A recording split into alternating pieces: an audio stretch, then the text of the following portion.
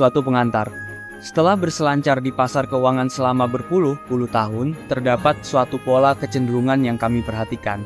Kami memperhatikan bahwa investor memiliki prinsip yang sangat kuat dan mereka mengamini prinsip tersebut bukan hanya ketika mereka berinvestasi, bahkan sampai pada level kehidupan pribadi mereka. Dalam kehidupan, manusia memiliki prinsip-prinsip tertentu, prinsip tentang nilai yang kita yakini dan akan kita bawa sampai mati.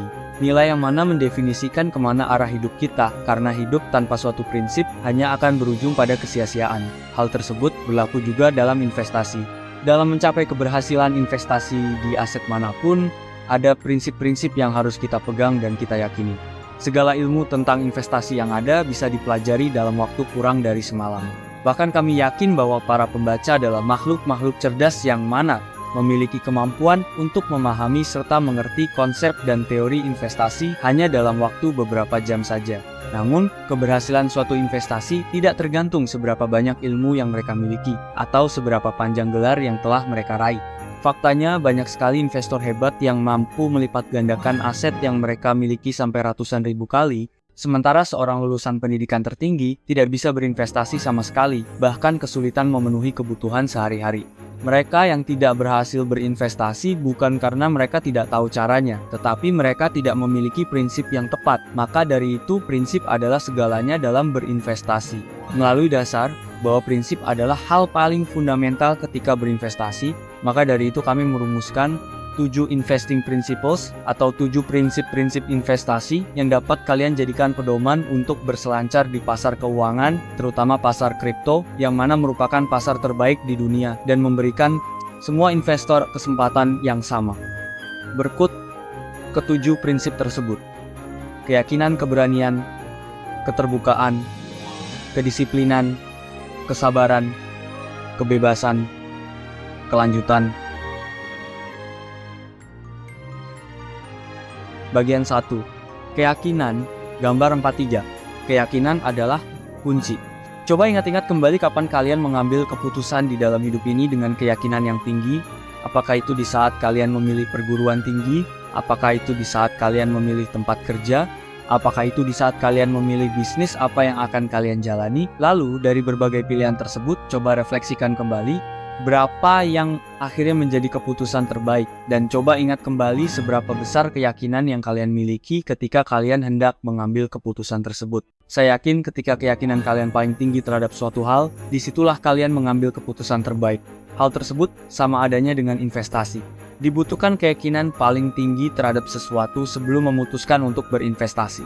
Salah seorang filsuf paling terkenal di dunia, Friedrich Nietzsche, pernah mengungkapkan suatu kutipan. Ada 2 jenis manusia di bumi ini, satu mereka yang ingin tahu, dan satu lagi mereka yang ingin percaya. Kutipan tersebut terdengar sangat sederhana, tetapi juga sangat menohok di saat yang sama apabila kita melihat pola perilaku investor yang ada saat ini.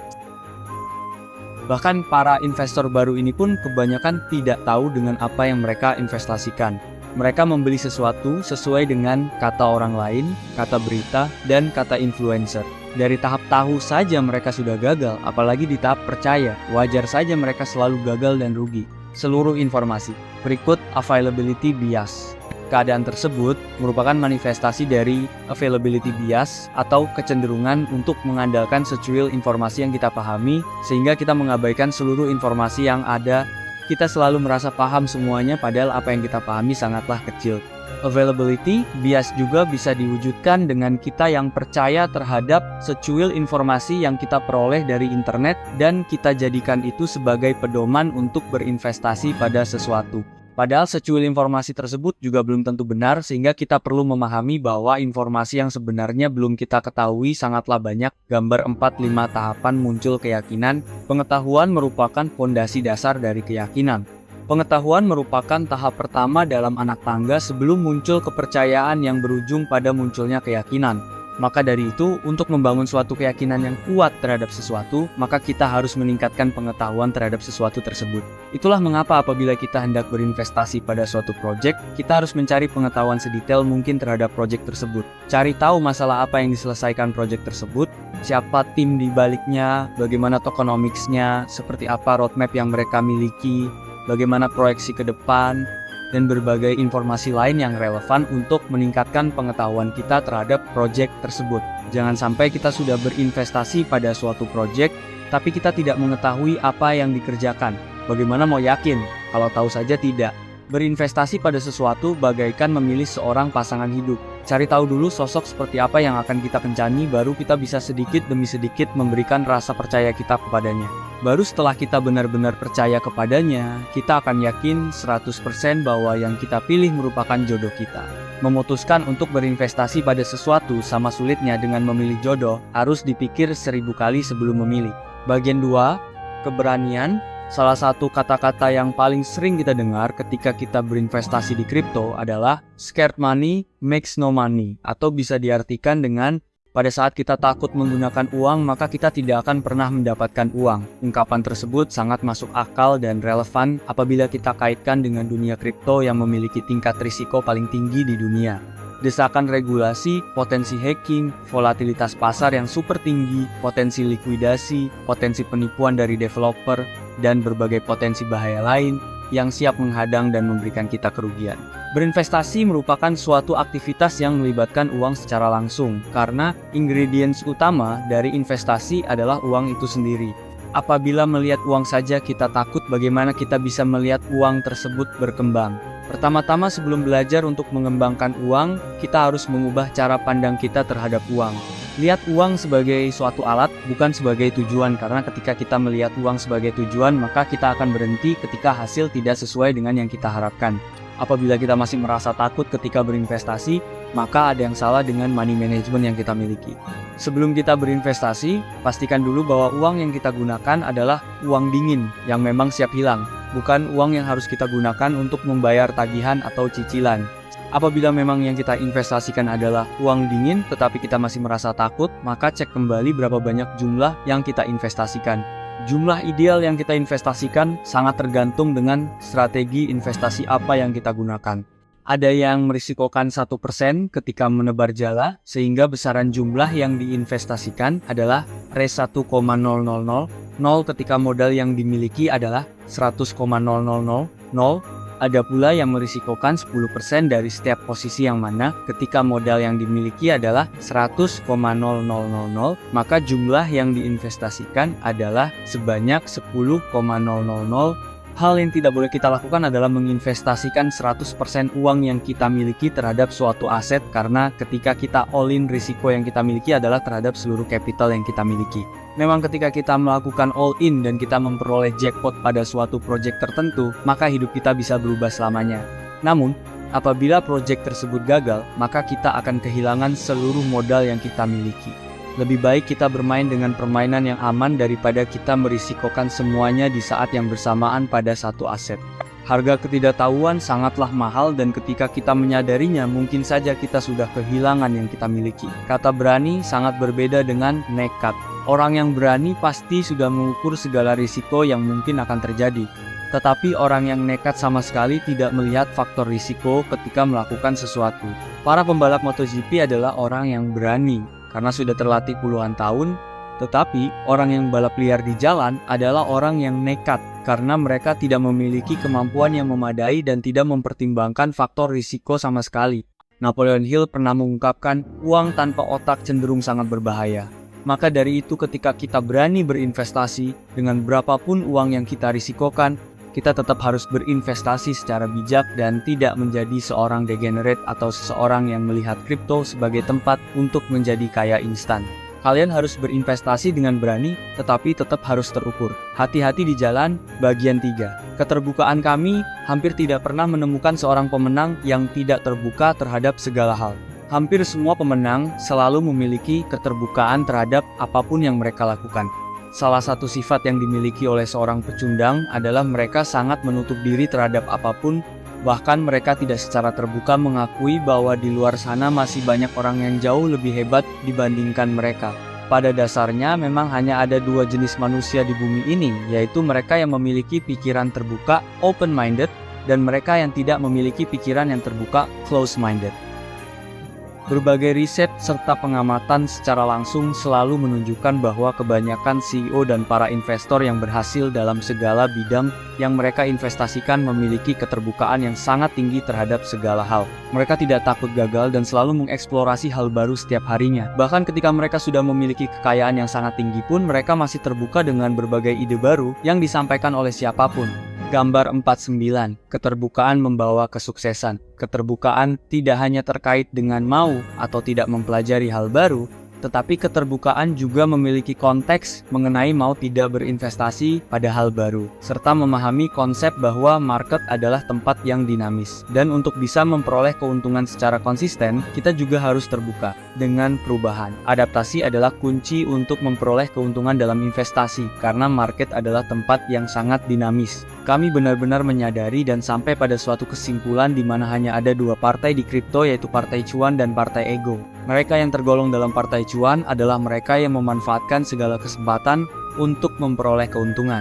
Sementara mereka yang berada dalam partai ego adalah mereka yang memasuki pasar finansial untuk memuaskan ego mereka, bukan memperoleh keuntungan. Mereka yang terjebak dalam permainan ego selalu gagal memanfaatkan kesempatan untuk memperoleh keuntungan.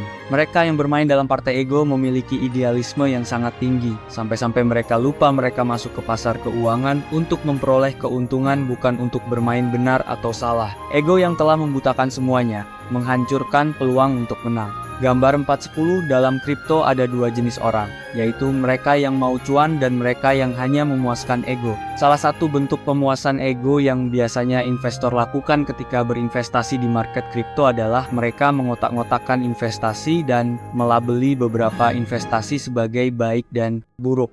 Mereka tidak sadar bahwa uang tidak memihak dan market kripto adalah market yang sangat tidak rasional, tetapi di saat yang sama juga sangat demokratis. Kadang kita harus berdamai dengan keadaan dan memanfaatkan peluang ketika liquidity mengalir ke projects yang tidak memiliki fundamental seperti meme coins atau NFT.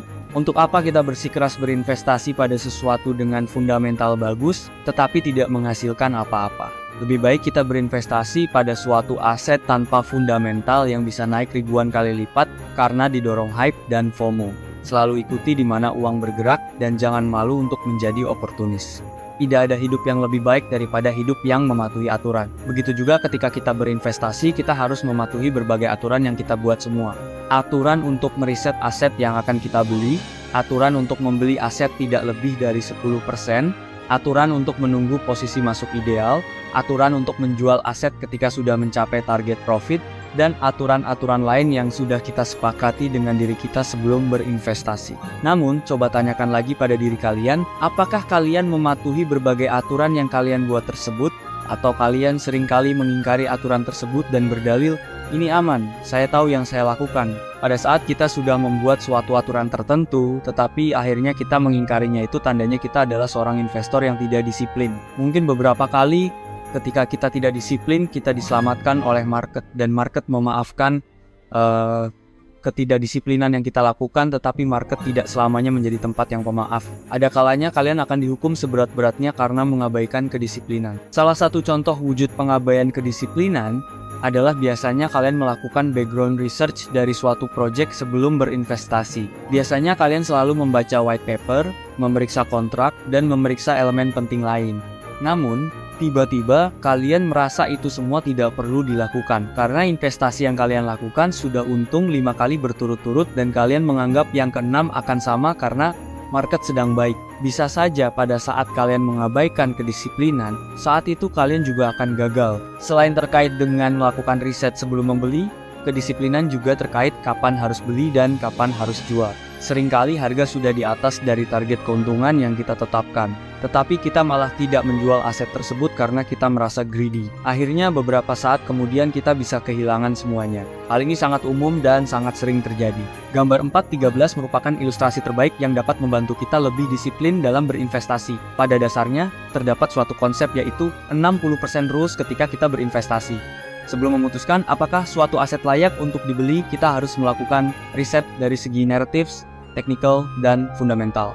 Apabila dari ketiga riset tersebut, conviction yang kita peroleh lebih dari 60%, maka kita harus berinvestasi. Namun, apabila nilainya kurang dari 60%, kita harus memilih untuk tidak berinvestasi. Contoh dari penerapan bagan di atas adalah misalkan saat ini market sedang gencar dalam meme coins narrative, Semua keyword dan juga para influencers top di dunia sedang membahas mengenai memecoins. Hal tersebut menunjukkan bahwa dari segi narrative research, nilainya sudah terpenuhi 50%. Selanjutnya kita melihat dari segi technical research. Beberapa memecoin sudah naik 20-30% karena naratif sudah berjalan beberapa hari yang lalu. Mungkin dari ilustrasi tersebut kalian menilai bahwa dari total nilai technical research yaitu 30%, kalian hanya bisa memberikan nilai 15% karena dari segi technical research sedikit kurang ideal. Terakhir dari segi fundamental, kalian memahami bahwa memecoins tidak ada fundamental sama sekali. Jadi kalian bisa saja memberikan nilai 00 dari segi fundamental. Meskipun secara nilai tidak sempurna, tetapi kalian tetap harus berinvestasi pada memecoins karena secara nilai ada di 65%, lebih dari 60%. Bagian keputusan investasi di atas dapat diterapkan ke hampir semua jenis investasi di kripto, mulai dari berinvestasi pada main aset, memecoins, NFT, atau segala jenis aset spekulasi lain. Bagian di atas akan melatih kedisiplinan kita ketika mengambil suatu keputusan investasi. Selalu ingat bahwa tanpa adanya kedisiplinan kalian tidak akan pernah bisa menjadi seorang investor yang sukses. Ayo, mulai disiplin. Bagian 5. Kesabaran. Pada dasarnya, tidak ada satupun manusia di muka bumi ini yang secara persis bisa mengetahui kemana arah market akan bergerak. Tidak ada yang bisa memprediksi market, kita hanya bisa mengantisipasi apa yang market akan lakukan. Bahkan mereka yang memiliki uang untuk menggerakkan pasar seringkali terkecoh dengan kejutan-kejutan yang dihadirkan oleh market. Sama seperti pendapat para ekonom klasik yang mengungkapkan bahwa market adalah tempat gaib, tempat di mana tidak ada yang tahu apa yang akan terjadi. Warren Buffett pernah mengungkapkan, market merupakan tempat pertukaran kekayaan antara mereka yang tidak sabar kepada mereka yang sabar. Masalah kesabaran hampir dialami investor pemula maupun yang sudah lama berdansa dengan market. Seringkali kesabaran kita diuji ketika aset yang kita investasikan belum memperoleh return yang optimal sementara aset lain justru terlihat lebih menjanjikan. Salah satu keindahan dari market kripto adalah segalanya tidak bisa ditebak. Baik dari seberapa jauh suatu aset dapat bergerak maupun kapan aset tersebut akan bergerak, tidak ada yang tahu. Seringkali prediksi pakar yang mencoba untuk timing the market selalu salah dan market bergerak tidak sesuai dengan jadwal yang mereka tentukan. Tidak ada yang bisa memastikan kapan suatu investasi dapat memberikan imbal hasil.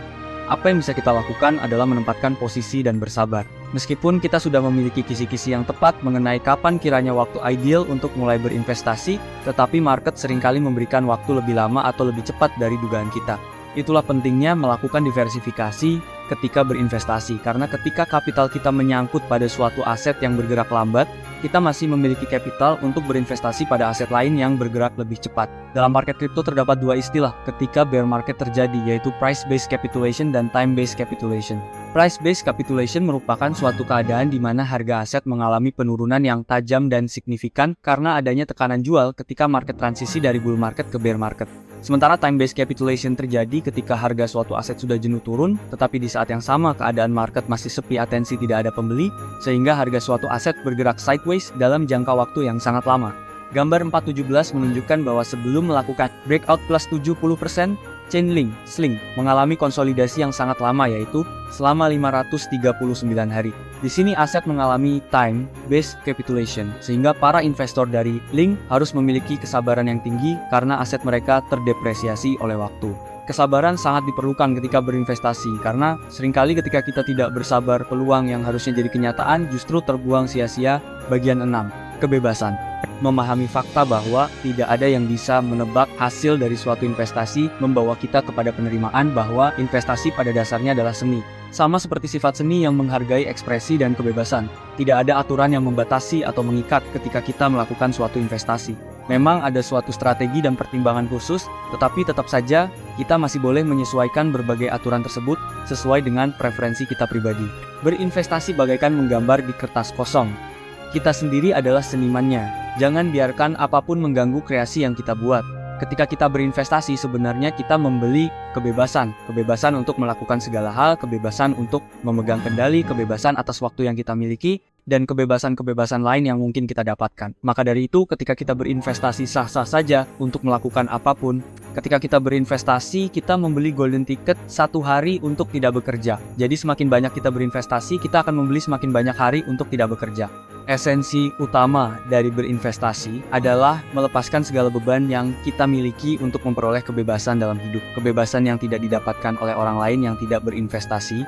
Jangan sampai karena investasi justru kalian merasa terbebani. Terbebani untuk selalu melihat posisi investasi di handphone. Terbebani untuk mencapai target tertentu.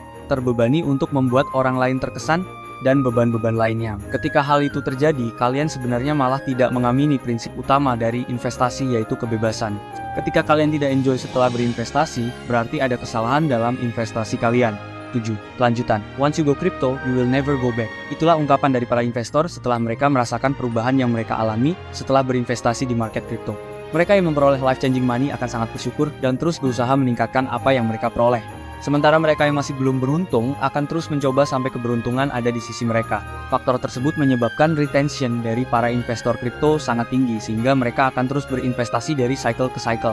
Bahkan tidak perlu jauh-jauh membahas sampai ke cycle 3-5 tahun. Dari hari ke hari, waktu ke waktu, jam ke jam, retention dari investor kripto sangatlah tinggi. Berbagai data dan survei menunjukkan bahwa aplikasi kripto memiliki retention paling tinggi dibandingkan dengan aplikasi saham atau aplikasi trading yang lain. Hal tersebut menunjukkan bahwa kripto lebih diminati daripada saham. Satu gagasan yang harus kalian tempel pada pikiran kalian adalah kalian akan di kripto dalam jangka waktu yang lama dan kalian bukan kesini untuk menjadi kaya dalam jangka pendek lalu kalian akan pergi begitu saja. Mereka yang hanya memiliki intensi jangka pendek biasanya cenderung tidak beruntung daripada mereka yang memang mencurahkan atensinya secara penuh ke market kripto. Warren Buffett pernah mengungkapkan bahwa jangka waktu untuk berinvestasi pada saham adalah selamanya. Lalu apa yang membuat kalian berpikir kalian berinvestasi kripto untuk jangka pendek? Market kripto juga merupakan market yang masih sangat muda dan berumur kurang dari 15 tahun. Kesempatan kalian di sini sangatlah lama. Mulailah berpikir jangka panjang dan berinvestasi untuk masa depan.